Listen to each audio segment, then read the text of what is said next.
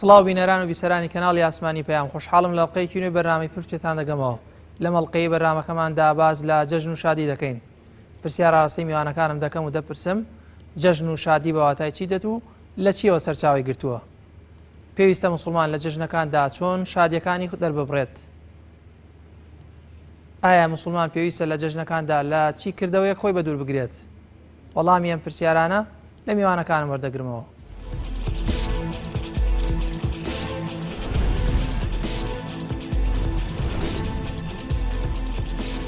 بەناوی خوای بەخشندە و میهرەبان، سەرەتا پیرۆزبایی ئەو جەژنە گەورەیە لە هەموو موسڵمانان بەگشتی و موسڵمانانی کوردستان بە تایبەتی دەکەین. بێگومان جەژن لە ناو ئیسلام و لە ناو غەیری ئیسلامیشدا لە ناو هەموو دینەکان و لە ناو هەموو کۆمەڵگاکاندا ڕۆژانێکن کە پێی دەگوتێ ڕۆژانی جەژن و خۆش دەربڕینی خۆشی. لە ئیسلامیشدا کە ئێمە بەوشەی عید تعبیری لێ دەکەین یاخود لە کتێبە فقهیەکاندا عید کەلیمەیەکە بۆ خۆی لە عەودەوە هاتۆ بە مەنا دووبارە بوونەوە و بەردەوام بوون، یعنی ساڵانە ئێمە بۆنەیەکمان هەیە یاخود چەند بۆنەیەکمان هەیە کە دووبارە دەبنەوە. دوو دانە لەو بۆنانە پێیان دەگوتێت جەژنی قوربان و جەژنی ڕەمەزان. تەواو ئەو جەژنانە لە ئیسلامدا وەکو گوتم پێشینەیان هەیە. پێشینەکە ئەوەیە هەموو ئومەتان جەژنیان هەبوو. کاتێک کە پێغەمبەری خوا عەلەیهی سەڵات وەسەلام هیجرەتی کرد بۆ مەدینە، دیتی خەڵکی مەدینە لە هەندێک کاتی تایبەتدا خەریکی جەژن و ئاهەنگن، خۆشی دەردەبڕن. ئەویش پەیوەندی بە بۆنەکانی سەردەمی پێشخوایان و هەبوو سەردەمی جاهلیەت. پێغەمبەری خوا عەلەیهی سەڵات وەسەلام فەرمووی قەد ئەبدەلەکم الله بخەیر منهما. خوای گەورە دوو ڕۆژی باشتری بۆ داناون کە لەو دوو ڕۆژە ئێوە خۆشیەکانتان دەرببڕن و جەژن بژێڕن. دیارە دوو ڕۆژەکان لە ئیسلامدا یاخود ئەو دوو جەژنە ئیسلام هەردووچیان پەیوەندی بە دوو عیبادەت و دوو ڕوکنی گەورەی ئیسلامەوە. یەکەمیان جەژنی ڕەمەزان پەیوەندی بە تەواوبوون و کۆتایی هاتنی ڕۆژووی مانجی ڕەمەزانەوە هەیە کە موسڵمان دوای ئەوەی سەر دەکەوێت بەسەر نەفس و شەیطان و بەسەر ئارەزوەکانی خۆیدا و دەتوانێت ماوەی 29 ڕۆژ یان 30 ڕۆژ بە ڕۆژوو بێ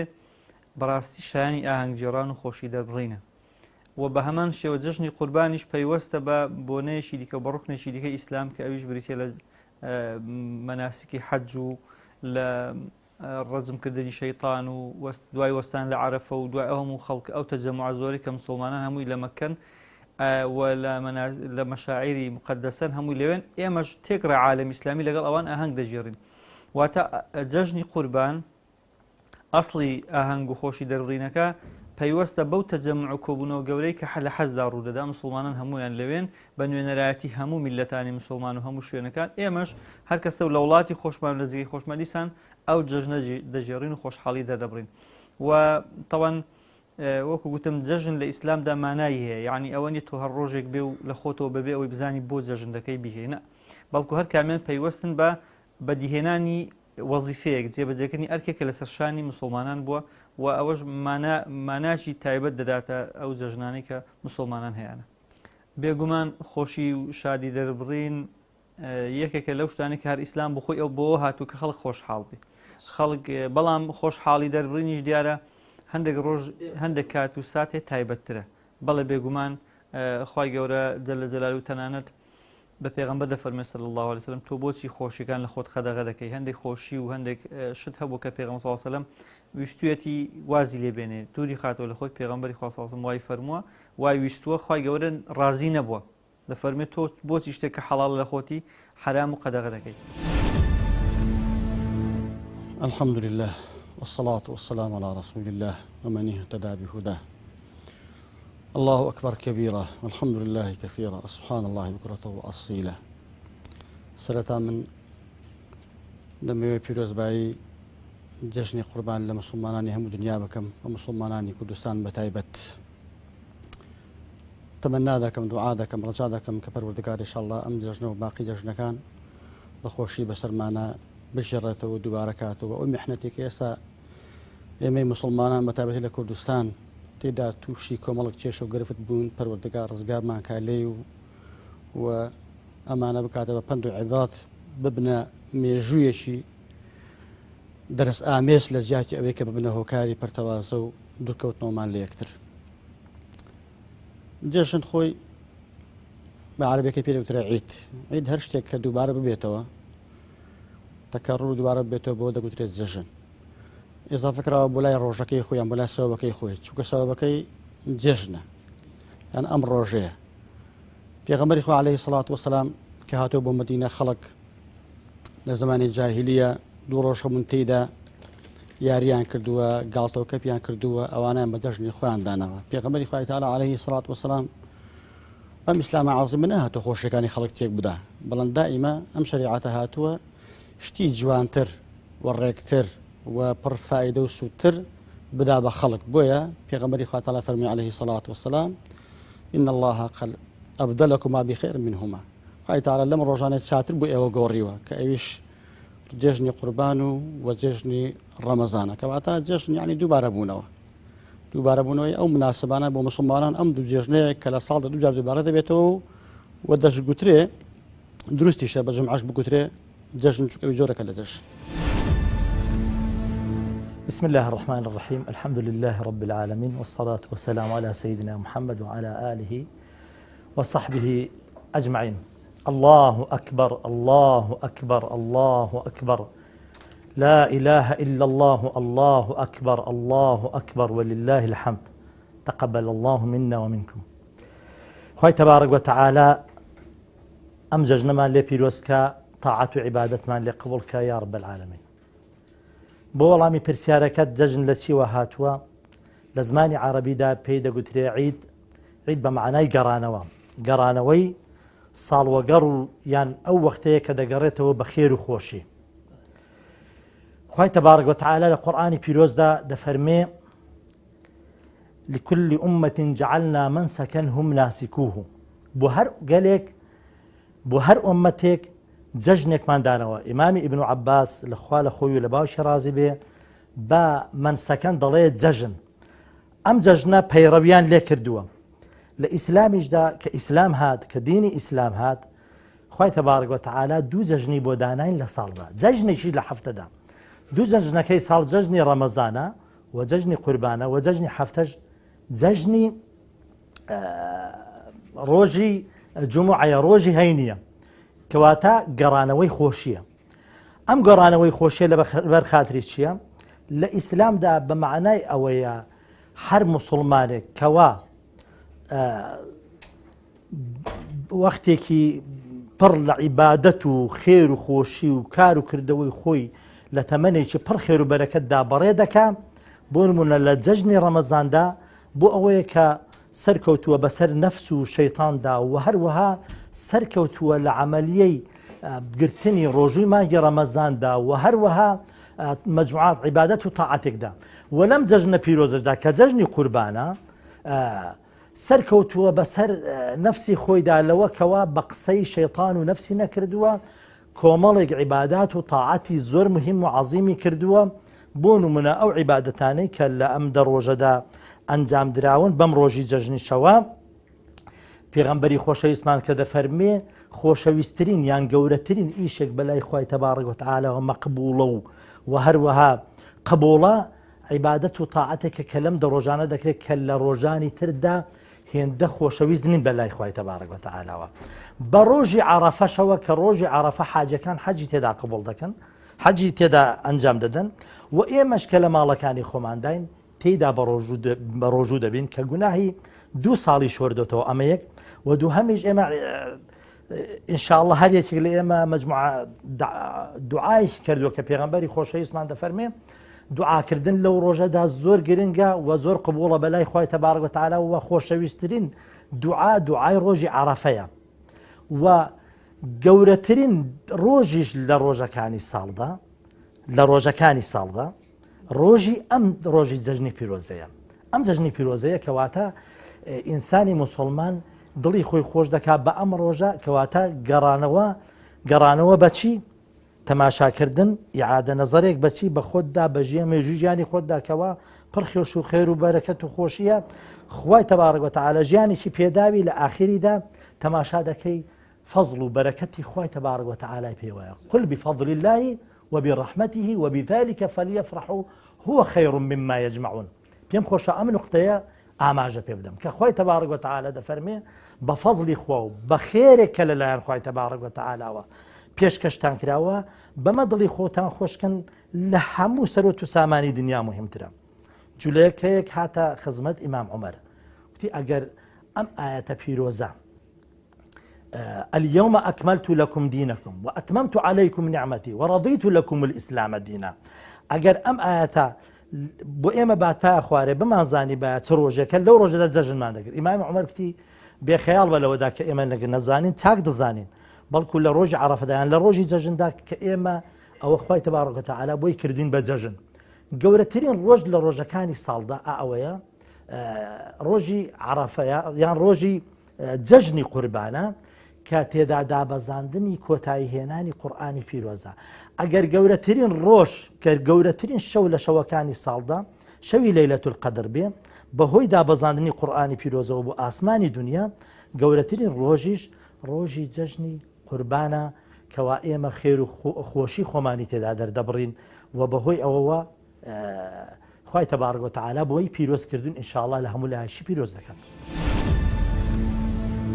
بسم الله الرحمن الرحيم الحمد لله والصلاة والسلام على رسول الله محمد وآله وصحبه ومن والاه. يعني ما بحقيقة قال روي زمانواني وبو مصطلح الزراوي عيد بروانين ديال عيد بو همو روجي خوشي وناخوشي دقريتوا بمعنى معاودة هاتوا بمعنى عود هاتوا يعني قرانوا جا خوشي به تشي به طالبي سويري به هر محنتك به هر روجي خوشي به بيدو ترعيد بەڵام بە کوتی لە شریعەتی ئیسلامدا دەتوانین بڕین وەکو شێخی ئیسلام ئیبن تەیمیە ڕەحمەتی خوای لەسەر بێ دەفەرمێ عید بۆ ئەو کۆڕ و کۆبوونەوە دەگەڕێتەوە کە ساڵانە مسلمانان لە شوێنێدا کۆ دەبنەوە بەمبەسی دەربڕینی خۆشحاڵی و سوروری و گوشادی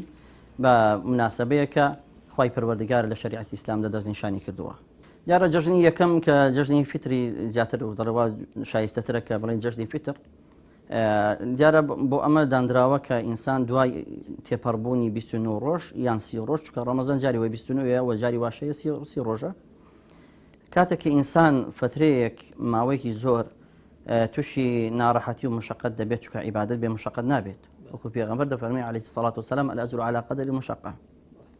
دیارە پاداش بە پێی مشقەت و ماندووبوونە.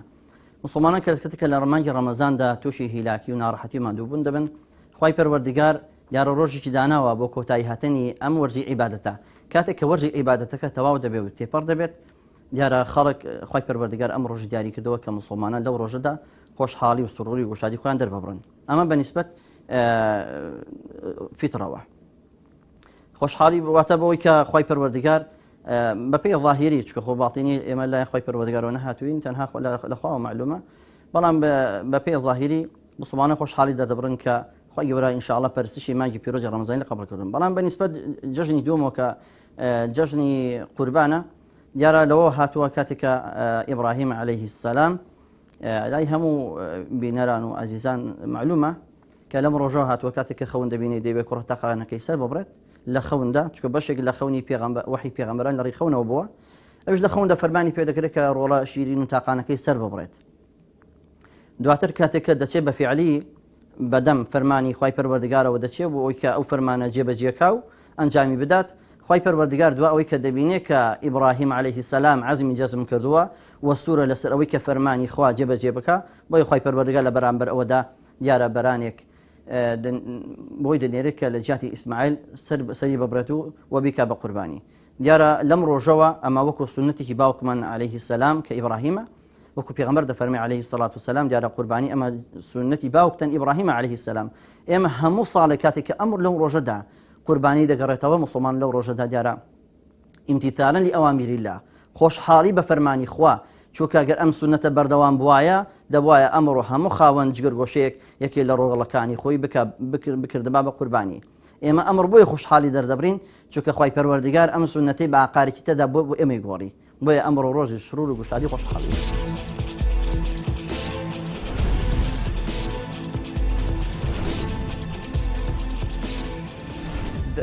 لە ئیسلامدا دەربڕینی خۆشی و شادی تەنها یەک قەیدی لەسرە ئەویش قەیدەکە ئەوەیە لە سنوورەکانی شار نەچێتە دەر واتە هەر چۆنێک هەر شێوازێک هەر میلەتێک بە ڕێگای خۆی ئاسایی دەتوانێت جەژن بکە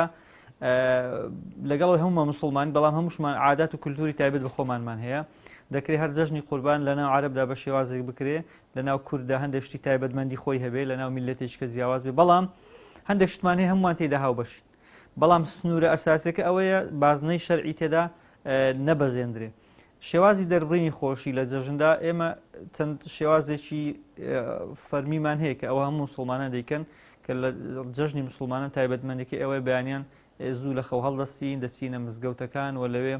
الله ئەکبەر دەکەین نایخوا بە گەورە دەگرین و نوێژی جەژن ئەنجام دەدەین و لەگەڵ مسلمانان چاک و چۆنی و گەردن ئازایی دەکەین طبعا جەژن بەبێ ئەنجامدانی نوێژی جەژن هیچ مانایەشی نییە یعنی لە ڕاستیدا وەکو ئەوە جەژن نەبوو بێت یعنی مەگەر لە شوێنەکە ئیمکان نەبێ و خەڵکێکی کەمی لێبێ ئەگەرنا جەژنی مسلمانان جەژنی ڕەمەزان بەیان قوربان بێ پەیوەستە بەوەی کە دەبێ نوێژی جەژن و کۆبوونەوەی مسلمانان لە شوێنێکی دیاریکرا و جا مزگەوت بێ یان موسەڵا بێ دەبێ ئەنجام بدرێ و ئەو جەژن ئەو نوێژەش لە ڕاستیدا جیاوازیی هەیە لەگەڵ نوێژەکانیکە جیاوازەکە ئەوەیە شێوەیەکی نیمچە ئاهەنگی پێوە دیارە یعنی پێغەمبەری خوا صلی الله علیه و سلم فەرموویەتی لە دەرەوە بیکەن دەرەوەی شار ئەگەر بڕخسە یعنی خەڵک لەگەڵەوەی کە دەچن بۆ نوێژ و بۆ عیبادەت بەڵام لە هەمان کاتدا دەچن هەوایەک و جەوێکیش دەگۆڕن و تۆزێک لە ناو شار دوور دەکەونەوە هەرچەندە ئێستا بەداخەوە ئێمە تا ئەندازێک ئەوەمان لێ بەرتەسک بۆتەوە وەکو پێویست جێبەجێ ناکرێت ئەگەر ناخۆی ئەو چوونە دەرەوە یعنی جۆرێک لە ئاهەنگژێڕان و خۆشی دەربڕینێکی تایبەتی تێدایە پاشان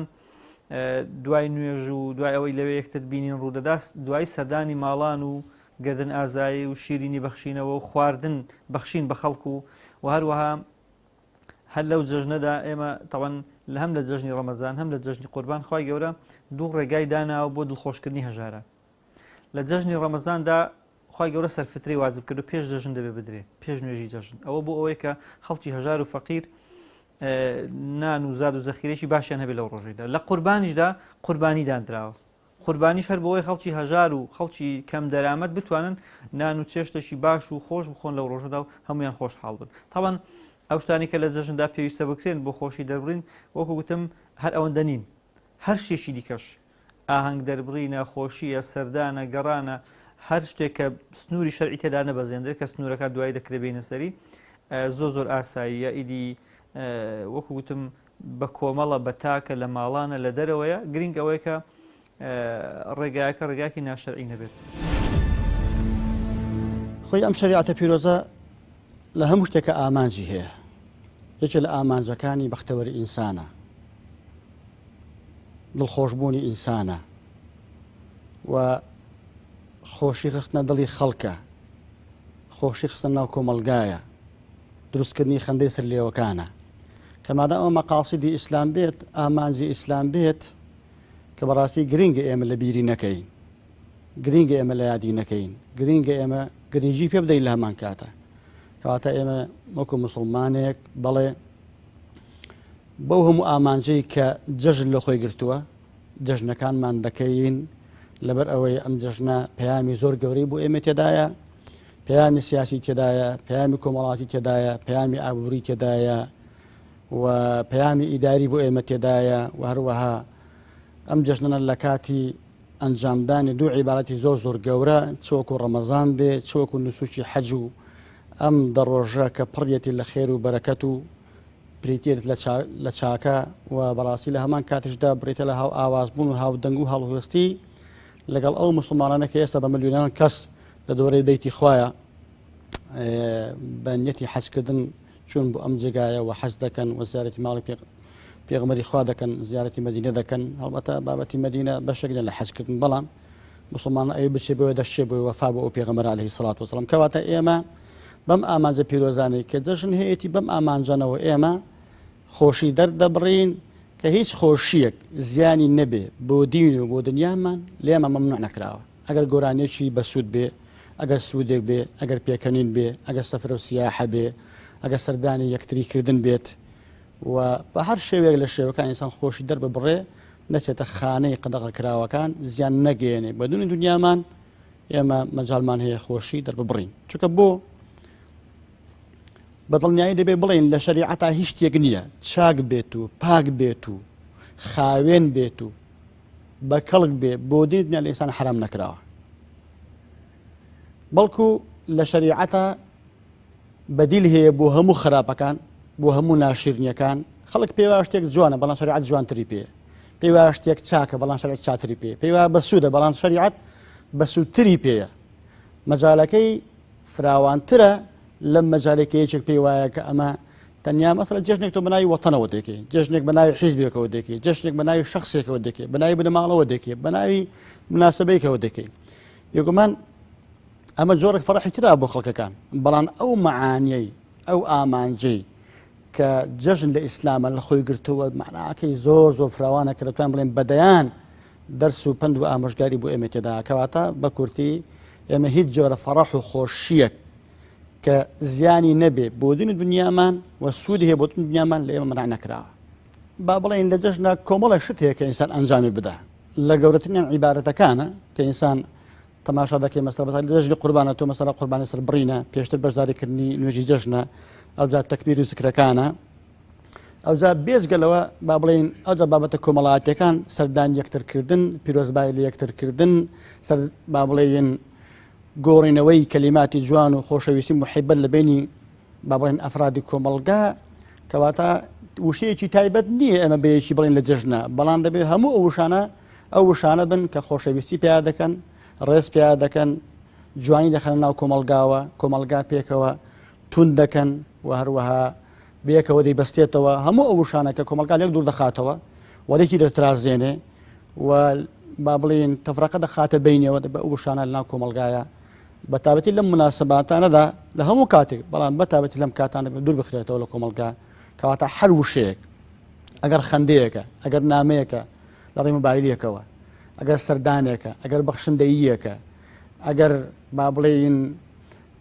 بڵاوکردنەوەی ڤیددیۆیەکە لە فەیسبووکە لە هەر شوێنەکە مادام خۆشیە مادام فەڕەحە بۆ موسڵمانان بێگومان هەمووی ئەوە ئامانجە و هەمووی جێ خۆی دەگرێت پێچێت بەڵێ پێویستە موسڵمان لەم ڕۆژە پیرۆزەدا و لە ڕۆژانی باقیتری سێ ڕۆژەکانی تریشدا خۆشی خۆی دەرببڕێ دڵی خۆی بداتەوە بەوە کەوا خودای تەبارەک وتەعالا لێبوردنی بۆ بەرقەرار داوە و هەروەها مەجموعە کار و کردە و تەعات و عیبادەتێک کە ئەنجامی داوە لی قبول کردووە و ڕەزامەندی خۆی بۆ بەرقەرار داوە دڵی خۆی بەم جۆرە شتانە خۆش دەکەم و بەهۆی ئەوەشەوە ئەم خۆشیێکەوا لە دڵ و دەرونی خۆیدایە دەیبەخشێتەوە بە موسڵمانان دەگاتە هەر موسڵمانێک بە جۆرێکەوە بە خەندەوە ڕوبەڕوویان بێتەوە لا تحقرن من المعروف ولو أن تلقى أخاك بوجه طليق لە خێر بەکەم مەگرە ئەگەر بە دەم و چاوێکی پێکەنی ناوی یان بە زەردەخەنە ڕۆبەرووی خوشک و برانی خوشک و برای مسلمانی خۆت ببیەوە بەڵام ئەمڕۆ کە ئەم ڕۆژە پیرۆزە دەرفەتێکی زێڕینە بۆ بەخشینەوەی خۆشی بۆ خەڵکی بە تەواوی خەڵکی یعنی ئینسان کە لەم ڕۆژەدا شیرینی دەبەخشێتەوە هەر شیرین بەخشینەوە نییە بەڵکو هەر کەسە بە جۆرێک خۆشی خۆتی بەرامبەر دەردەبڕێت دایک و باوکت لە پێش هەر هەموو کەسێک دەبێ ڕوبەڕوویان بیەوە یعنی بەرەو پیریان بچی بەو پەڕی ڕێز و ویقار لێگرتون و خۆشەویستی دەربڕین بەرامبەریان ڕێز و احترام بچی دەستیان ماچکەی قاچیان ماچکەی سوپاسی خوای تەبارەک وتەعالا بکەی کە لە ڕێگای ئەم دوانەوە تۆ ژیانت پێبەخشراوە اینجا ماڵ و منداڵ دەستیان بەسەردادێنی ماڵ و منداڵی خۆت دەستیان بەسەردادێنی خاو و خێزانت ئاشتی و ئاشتەوایی ماڵەوە چاتر و بەهێزتر دەکەی تەبعاً جەژن بۆ ئەوەیە یەکێک لە حکمەتەکانی جەژن ئەوەیە کەوا ئینسان دەیکات بە دەرفەتێکی زێڕین بۆ نوێبوونەوەی ژیانێکی پڕ شادی و کامەرانی لە ماڵی خۆیدا ئەو جار لە دەوروبەردا جیرانەکان هاوسەیەکان و هەروەها تەواوی خزم و کەسوکار و هەروەها تەواوی مسلمانان بە شێوەیەکی گشتی پێغەمبەری خۆشەویستمان صلی الله تعالی علیه وسلم فەرمووی من أفضل الأعمال إلى الله عند الله بعد الفرائض إدخال السرور في قلب المؤمن دەفەرمێ لە گەورەترین کار و کردەوەیەک لە دوای فەرزەکان ئەنجام بدرێ دڵخۆشکردنی ئینسانی ئیماندارە یعنی مسلمانانە لە فەرمودەی دیکەدا دەفەرمێ بچی بە پیریەوە باری بۆ ڕاستکەیەوە قەرزی بۆ بدەیتەوە و هەروەها بەخەم گیر و گرفتەکانیەوە بچی بچی چ داواکاریەک هەیە بۆی جێبەجێ بکەیت یعنی جەژنانەکردن لەگەڵ مسلمانان لەگەڵ هەر کەسێک هەر کەسە بەنەوعێک کەسێک دڵت عاجز کردووە بە جۆرێکی دیکە پێشوازی لێ دەکەی دڵت عاجز کردووە دەچی داوای گردن ئازایی لێ دەکەی دڵی عاجز کردووی دەچی لێخۆشببوونی خۆتی بۆ دەردەبڕی ئەمە جەژنانەیە دەنگل لێ وەرگرتووە دەچی لەگەڵی ئاش دەبێتەوە قسەی لەگەڵ دەکەیتەوە ئەمە هەدەفەکانی جەژنن هەدەفی جەژن هەدەفەکانی جەژن زۆر زۆرن یعنی جەژنانەکردن لەگەڵ هەر کەسێک بە جۆرێک و بە چەشنێکە ئینسانی مسلمان دەبێ خۆشی خۆی دەربڕێ لەم ڕۆژە پیرۆزەدا طبعا ئاوردانەوە لە هەتیوان لە بابێ باوکان لە هەژاران کارێکی زۆر زۆر گرنگە لە فەرمودەکەی کە خوێندمانەوە لە پێشدا بۆمان دەردەکەوێتەوە ئەو کەسانەی کە بێنەوان بێباوکن بێکەسن لە پێشترین کەسن بۆ ئەوەی ئینسان بە پیریانەوە بچێ بە خەمیانەوە بچێ بەڵکو دەستێنان بە سەری هەتی و هەژاردا بۆ خۆی سەدەقەیەکی زۆر زۆر عەزیم و گەورەیە لەو ڕۆژانی جەژندا حەقەتەن ئێمە خۆشحاڵ بین بۆی کە سونەتی باوکمان ئیبراهیم عەلەیه السەلام زیندوو دەکەینەوە دووەمیان خۆشحاڵ بین بەوەی کە ئەمە نەبوو بەدابوو نەرید کە هەموو خاوەن ڕۆڵەیەک یەکی لە ڕۆڵەکانی سەر ببڕێت خۆشحاڵی بۆ شێوەیە دەربڕین کە ئێمە ئەمڕۆ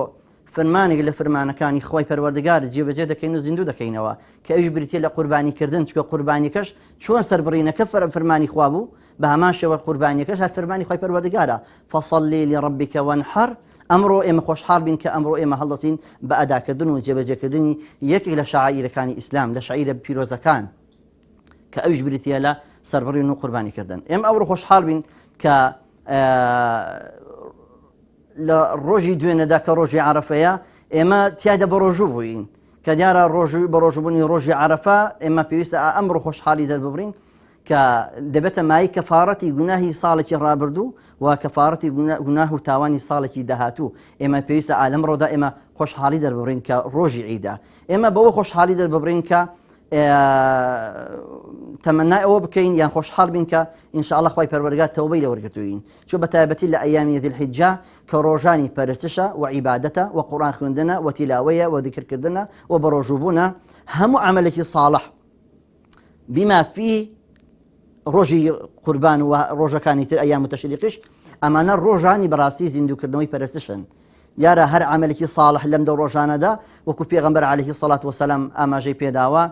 عملی صالحی هیچ ڕۆژێک لە ڕۆژگارەکانی تری ساڵ ناتوانێت شان لە شانی عملی صالحی ئەم دە ڕۆژانە بدا کە دیارە قوربانیکردنیش لە زمینی ئەم دە ڕۆژانەدایە پێویست ئێمە ئابەوە خۆشحاڵ بین بۆ ئێمە ئەمڕۆ خۆشحاڵ بین کە ئاشتەوایی بەرپا دەکەین لە نێوان دوو خانەوادەدا دوو برادا دوو ئەزیزدا دوو خۆشەویستدا دوو هاوسێ دوو دراوسێدا دوو هاوڵاتی و دوو هاونیشتیمانی کە لە وڵاتەکەماندا بەڕاستی بەیەکەوە هەم نشین و هاودەمن لەگەڵ یەکترا بەڵام ئەمڕۆ کە ئێمە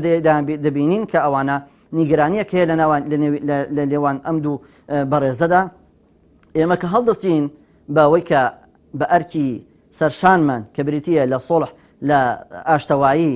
لە گێڕانەوەی برایەتی لە نەهێشتنی دەنگڕاگرتن لە یەکتر ئێمە بەوە خۆشحاڵ بین بەوە ئەمڕۆ کە ئێمە سیلێ ڕەحم جێبەجێ دەکەین کەمە ئەم ڕۆژانە ڕۆژگاری زیندووکردنەوەی سیلێ ڕەحم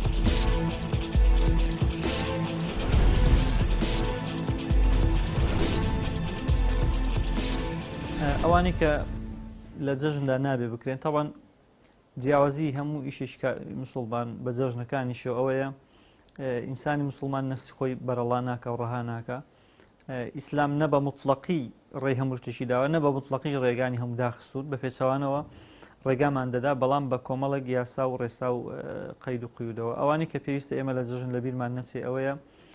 لە خۆشی دەربڕینەکاندا زیادەڕەوی نەکەین لە مەسلەی پەیوەندی و تێکەڵاوی بەتایبەتی نێوان هەردوو ڕەگەز نێوان ئافرەت و پیا و کە سەردان و ئەوانە ڕوودەدا زۆر ئاساییت و جەژنە پیرۆزە لە یەکتر بکەن ئافرەت و پیا و ئەگەرچی هەتا ئەگەر بێگانەش بن ئەگەر بێگی گەیشتن ئاسایی بەڵام تەوقەکردن لە بینی نامەحرەم دروست نییە و تێکەڵاوی ناپێویست بەڕاستی لە نێوان ئافرەتان و پیاوان شەشی ناپەسەندە هەروەها خۆ دەرخستنی خەڵک لەو ڕۆژە بەتابەت ئافرەتان بە جلکوبەرگی ناشەرعی ئەوە شتێکی زۆر ناڕەوایە حتا ئەسەرێک هەیە ئەگەرچی لەوانەیە قسە هەبێت لەسەر ئەوەی صحیحیان تا چ ئاستی بەڵام لە ڕووی ماناوە زۆر جوانە کە دەڵێ من عصى الله في العيد فكأنما عصاه يوم الوعيد يعني کەسێک لە ڕۆژی جەژندا بئەمری خوا بکە وەکو لە ڕۆژی قیامەت بیکە یعنی جەژن ڕۆژی خەڵک خۆی عرض دەکات بەرامبەر بەخوای گەورە بەتابەت کە ئێمە جەژنی قوربانمان جەژنێکە پەیوەستە بە حەج لە حەجدا ئەوم خەڵکە دەستنە ئەو شوێنە پیرۆزە و ماڵی خوا و خۆیان ڕادەنوێن عەبدایەتی خۆیان دووپات دەکەنەوە ئێمەش دەبێت تقریبان هاو ئاهەنگ بین لەگەڵوان نابێ شتێک بکەین کە مەعسیەت و گوناهی تێدا بێ وهروەها زیادە ڕەوی نەکردن لە خواردندا بەتابەت لە بەفیڕۆدان یعنی شتێکی باشە لە ڕۆژانی جەژن ویسعەت هەبێ ینی خواردن و خواردنەوە و پێداویستی چەند لە ناو ماڵدا هەبێ بۆ ماڵ بۆ میوان شتێکی باشە بەڵام بەفیڕۆدان ئەوە هێڵی سوورە یعنی هەر شتێک بەفیڕۆ بدرێ بەڕاستی تاوانە و گوناها هەندێک شتی دیکە هەیە هەر لە جەژندا خۆمانی لێ بپارێزین بەتابەتی لە کاتی چوونە دەردا ئەو بەڕێزانی کە شۆفێری دەکەن ئۆتۆمبیل لێ دەخۆڵن پێویستە زۆر وریای ئەوەی بن کە کارەسات بەسەر خۆیان و بەسەر خەڵکدا نەهێنن کە بەداخەوە زۆر جار بە ئەنقەس هەندێک شت دەکرێت لەو ڕۆژانە بە ناوی کەیف و خۆشی دەربڕین لە کاتێکدا خۆشی دەربڕین نابێ بەو شێوازە بێ یاخود هەندێک یاری هەیە کە دەدرێتە دەست منداڵان وەکو تەرەقە و تەقاندن ئەو شتانە کە لە کۆڵانەکان زۆر جار هەبووە میسانی پیر و بەتەمەن یا منداڵ ترسێنراوە ئەوانە هەر شتێک ببێتە مای ئەزیەت و ناڕەحەتی بۆ خەڵک خۆشیەکانیان لێ تێکدا ئەوە بە دڵنیاییەوە خەتی سوورە و دەبێت مسلمانان لێی وریابن و جەژنەکانیان وشیارانە بکەن و لە کۆتایی من شتێکی کەش پێم خۆشە ئاماژەی پێ بدەم ئەویش ئەوەیە لەوانەیە زۆر جار بگوتری ئێمە خەڵک خەمبارە بێتاقەتە جەژن مانای چییە و کواتامی هێوانە بەڵام لە ڕاستیدا ئێمە جەژن ئیسلام دایناوە یعنی لە هەر بارودۆخێکدا بین جەژن دەبێت مانای خۆی هەبێت و دەبێت ئەوەی کە لە جەژندا پێویستە بکرێت دەبێت بکرێت تو ئەگەر خەمێکیشت هەبێت لە جەژندا دەبێت ئەو خەمە لا ببەی لەسەر خۆت حتا بنمونە ئەگەر تعزیەبار بی خەمت هەبێ پێشتر کۆستێکت کەوت بێت تعزیەت بوو بێت نابێت لەو ڕۆژدا خۆت بە خەمبار پیشاندەی یا بچێ سەر قەبران وەکو بەداخەوە بۆتە نەری لە ناو خەڵک ڕۆژی جەژن دەستن سەر قەبران شتێکی هەڵەیە دەکرێت لە ڕۆژانی کە دابچن لەو ڕۆژەدا هەر هیچ نەبێ لەبەر منداڵەکانمان لەبەر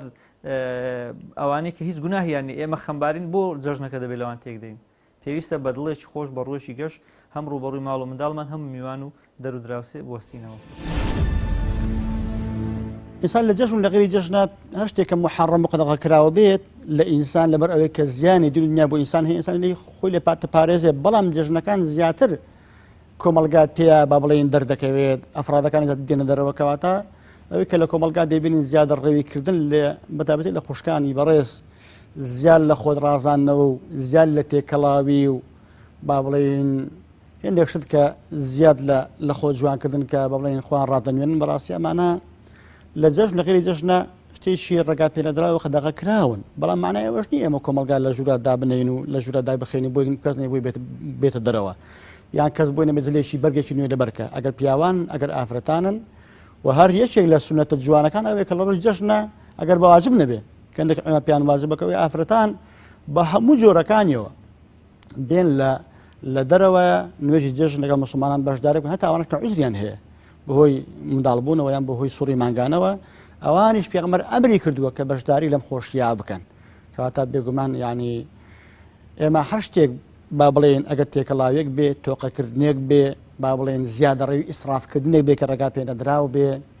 وە قسەیەکی ناخۆش بێ بەناو خەڵکا بڵای بکەینەوە وەگرتەیەکی ڤیدۆیی دڵتەزمن ناو خەڵکە لەم کاتانایە بڵای بکەینەوە وە کابرا هەر چی کە مایەی ناخۆشیە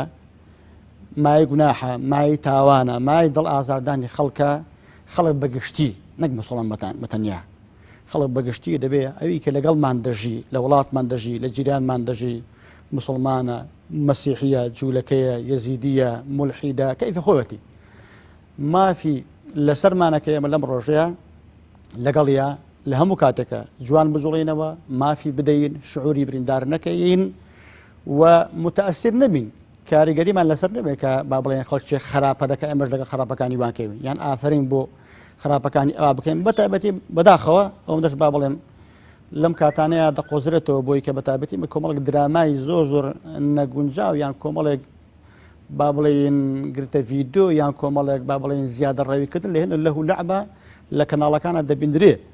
ئەمە دەڵێن ئەوەی مەمنوع کە زیادە ڕەوی تێدا بێت کە محەڕەم بێت کە ڕێگا پێنەدرا بوو ئەوی دیکە بخۆی دەربرینی فەڕەح و خۆشی چکە ڕۆژی خواردنە ڕۆژی خواردنەوەیە ڕۆژی فەڕەحە چکە لە ماڵی پێغەمبەری خوا عەلەیهی سەڵات و سەڵام بوخاریە هاتووە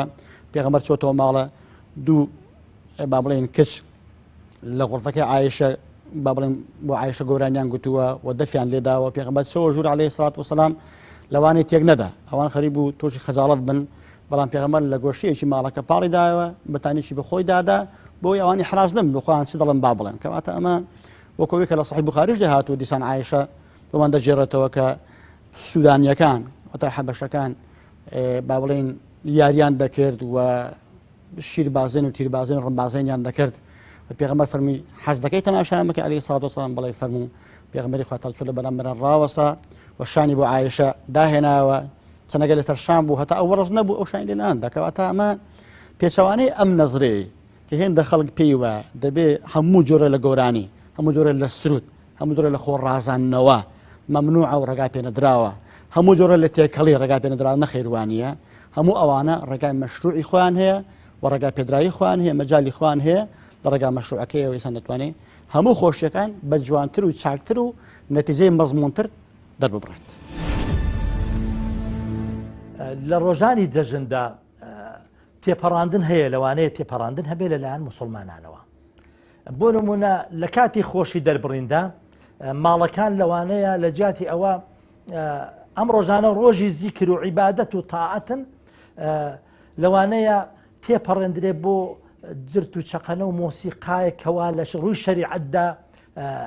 ڕێوای پێنەدرابێ شەریعەت ڕێگای پێنەدابێ و هەروەها لە ڕووی ئەوە کە ئینسان لەم ڕۆژەدا پێویستە دڵی خۆی خۆشکە مسلمانان دڵخۆشکە ئەوانەی کە سوکارێکیان هەیە کە سوکاریان لە دەستداوە بچین بۆ ماڵەکانیان خۆشیەکانیان لەگەڵ بادا بەشکەین لەوانەیە بچین تەعزیەکانیان لێ نەکەینە ئەمە ڕێگای پێنەدراوە و چوونە سەر قەبران بۆ پیاوان سنەتە بەڵام لە ڕۆژانی جەژندا بیدعەیە و بە هیچ جۆرێک دروست نییە نە ئەسحاب کردوێتی نە سەلەفی ساڵح کردوێتی پێشینەکانمان کردوێنە نە ئیمامەکانیش ڕێگان پێداوە بکرێ بە ڕۆژێک کەوا بە تایبەتی لە شارە گەورەکاندا وەکو شارێکی وەکو سلەیمانی لە هەم لە ڕۆژی جومعەدا و لە ڕۆژانی جەژندا کە ئەمانە هەموو جەژنن ڕۆژی جومعەش جەژنە خەڵک سەف دەگرێ و دەڕوا بەرە و قەبرستانەکان ئەمە شتێکی زۆر زۆر خراپە بەڵکو لەو ڕۆژەدا ئینسان لە ماڵەکەی خۆی دابێ پێشوازی لە مسلمانان کە یان بۆ خۆی بچێ سەردانی مسلمانان کە سەرداری قەوم و خوێش و خزم و کەسیکاری خۆی بکە خۆشیەکانیان لەگەڵدا ببەخشێتەوە. دیارە کۆمەڵەشت هەیە چ پێشی نوێژی جەژن و چ لە میانی نوێژی جەژن دەکاتێک ئینسان گوێ دەگرێت دێ بەشداری دەکات لەو مەوسیمە پیرۆزەدا و یان دواتر کۆمەڵەشت ئێمە پێویستە خۆی لێ پارێزین کاتێک کە ئێمە بەڕاستی بەشداری لە جەژن دەکەین پێویستە ئێمە بەجلێکی پاک و تەمیز بین بەشداری بکەین ئەمە سونەتی پێغەمبەری خوا عەلەیهی سەڵات وسەلام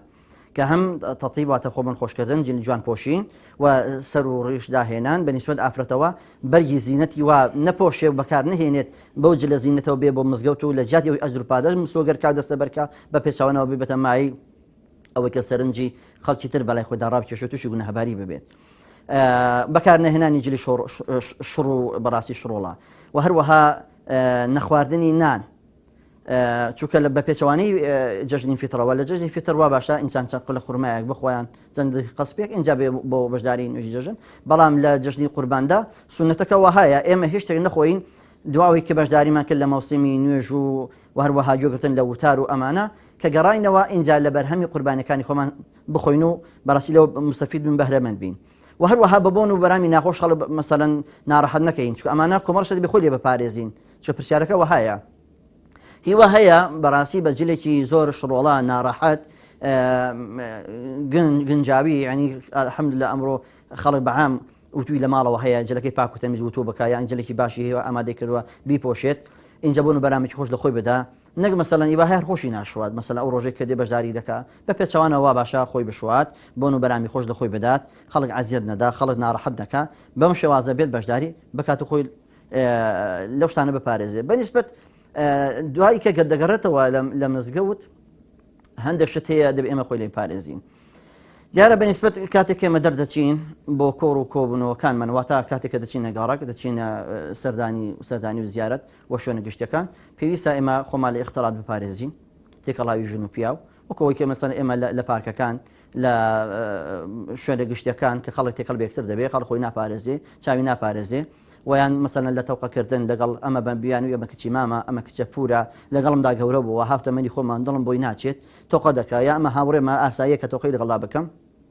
یان نەپاراستنی چاو کەمانە بەڕاستی ئەمانە هەمویان پێچەوانەی شریعەتن پێویستە ئێمە لەو ڕۆژانە بەڕاستی خۆمان بپارێزین یعنی واتە بەواتایکی تر لەو ڕۆژگارەدا ئەمە ڕۆژی کاتێککە دەڵین ڕۆژی سرور و گوشادی خۆشحاڵیە بەمانە ئەوە نییە کە هەموو هاوڵاتیەک هەموو بەڕاستی مسلمانێک ئیدی ئازادە بە ئارەزوی خۆی چۆن مامەڵە دەکا چۆن سەردانی دەکا چۆن دەچێت بە شوێنی گشتی چۆن تەوقە دەکا چۆن مسافەح دەکا نەخێر ئێمە دیارە ڕاستە مناسبێکی خۆشیە بەڵام ئەم مناسبەیە دیارە ئادابی خۆی هەیە و هەروەها دەبی خۆی هەیە دەستوری خۆی هەیە پێویستە ئێمە ئەو دەبوو دابوو نەرف دەستورە بپارێزین کە شریعەت بۆ ئێمەی دەستنیشان کردووە.